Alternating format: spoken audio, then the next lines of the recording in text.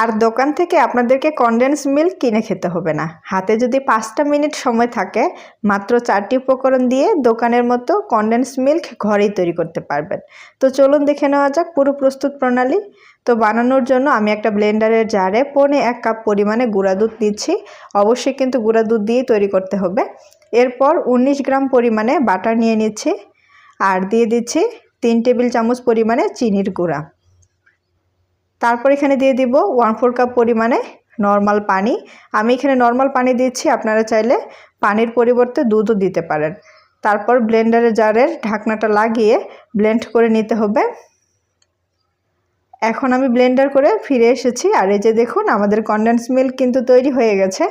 তো এই যে দেখুন, দেখতে হুবহু দোকানের কনডেন্স মিল্কের মতোই দেখাচ্ছে। তো আমি একটু ঢেলে দেখাচ্ছি এটার ঘনত্বটা কীরকম হয়েছে। দোকানের কনডেন্স মিল্ক আর বাসায় তৈরি কনডেন্স মিল্ক যদি আপনি একসাথে রাখেন তাহলে বুঝতেই পারবেন না যে কোনটা বাসার তৈরি আর কোনটা দোকানের, এতটাই হুবহু মিল থাকে।